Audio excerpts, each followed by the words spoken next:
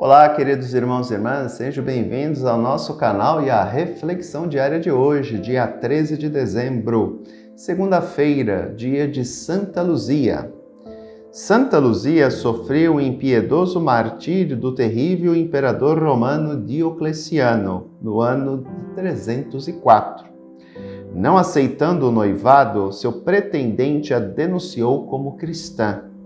Luzia havia consagrado sua vida, permaneceu fiel na perseguição e doou seus bens aos pobres. Sofreu terríveis torturas e foi até colocada num prostíbulo. Mas Luzia, que tinha Deus em primeiro lugar, assumiu o sofrimento e em nada cedeu aos que intentavam contra a sua dignidade. Foi decapitada. Santa Luzia é conhecida também como a padroeira dos olhos, né? Hoje eu completo 13 anos de ordenação diaconal. Foi no dia 13 de dezembro de 2008, na Catedral de Santos. Queridos irmãos, o evangelho de hoje, Mateus 21, do versículo 23 a 27. Naquele tempo, Jesus voltou ao templo. Enquanto ensinava, os sumos sacerdotes e os anciãos do povo aproximaram-se dele e perguntaram: com que autoridade fazem essas coisas? Quem te deu tal autoridade? Jesus respondeu-lhes: também eu vos farei uma pergunta. Se vós me responderdes, também eu vos direi com que autoridade faço essas coisas. De onde vem o batismo de João? Do céu ou dos homens? Eles refletiam entre si. Se dissermos do céu, ele nos dirá: por que não acreditastes nele? Se dissermos dos homens, temos medo do povo, pois todos têm João o Batista na conta de profeta. Eles então responderam a Jesus: não sabemos. Ao que Jesus também respondeu: eu também não vos direi com que autoridade faço estas coisas. Queridos irmãos, algo nos chama a atenção. Aqueles homens, mesmo depois de tudo que João o Batista fez, não deram o braço a torcer. O texto é claro, né? Jesus utiliza com eles a mesma técnica que eles utilizaram com Jesus na questão do imposto a César. Mesma coisa. Chama a atenção isso. Jesus devolve a pegadinha, vamos dizer assim, a eles. Eles não admitiram que João era um profeta. Na arrogância deles, na prepotência deles, eles jamais poderiam imaginar que um homem que vivia no meio do deserto, que eles consideravam quase um selvagem porque se vestia com pele de camelo, fosse um profeta do Senhor. Para eles, ele era um louco, né? Um desequilibrado, que o povo seguia. Primeiro aspecto, tanto que eles usam a mesma mentalidade para com Jesus. Como é que eles podem achar que um carpinteiro, um cara lá na cidade de Nazaré, nasceu em Nazaré, lá no meio do nada pode ser o Messias? De jeito nenhum. O Messias tem que ser um Messias glorioso, assim como um profeta tem que ser um homem do tempo. Um homem que tem contato direto com o divino. Imagina que Deus ia pegar um Zé Ninguém, um louco, para ser profeta. De jeito nenhum. Por isso que eles não admitem que o batismo de João é do céu. Pela arrogância deles. Porque, logicamente, Jesus realmente ia fazer a seguinte pergunta. Ora, se era do céu, por que vocês não acreditaram nele? Porque vocês não aderiram à mensagem dele? Por que vocês não incentivaram o povo ao batismo de conversão? Mas eles também tinham medo do povo. E é interessante a figura de João, como deve ter sido uma figura ímpar na sociedade judaica. Até Herodes tinha medo de João. Até Herodes.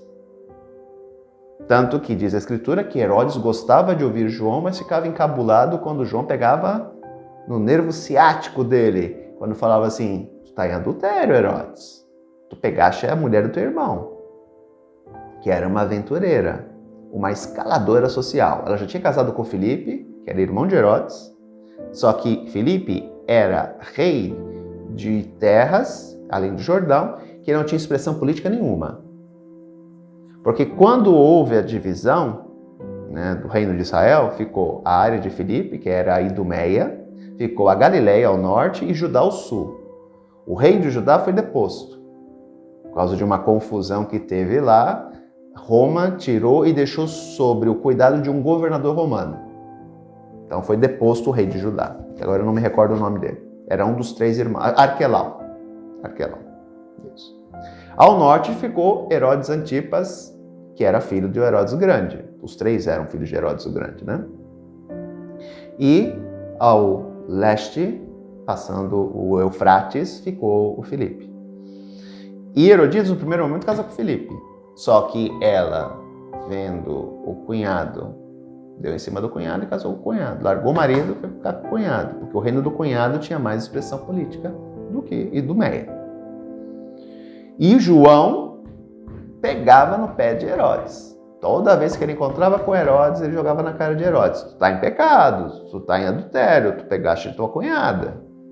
Até um dia que Herodíades aproveitou um vacilo de Herodes e pediu a cabeça de João. E como ele tinha prometido a filha dela, que a tradição colocou como Salomé, né? Não sabemos, porque a escritura mesmo não relata o nome da filha de Herodíades.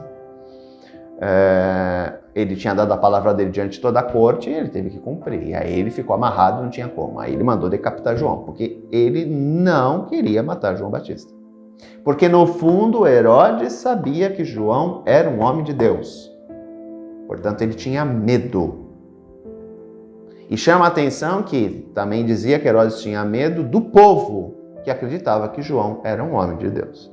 Portanto, é interessante observarmos que a figura de João o Batista era extremamente respeitada. O povo, os Herodes ou as autoridades religiosas de Jerusalém poderiam até não acreditar em João, mas respeitavam, porque o povo o seguia.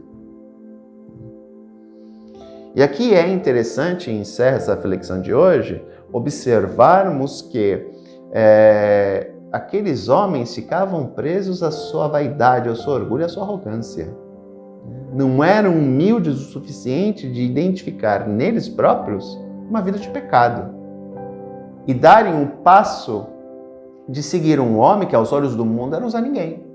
Volto a dizer, um maluco, um doido que vivia no meio do deserto. Um eremita, podemos dizer assim. Né? Tudo bem que João não era eremita, porque ele não se isolava do mundo, ele simplesmente vivia no deserto. Porque ele não queria se corromper com a corrupção da cidade. João não comia nada da cidade, João não vestia nada da cidade. Ele vestia pele de animais, como diz a Escritura, e comia frutos do campo. Porque ele não queria se corromper.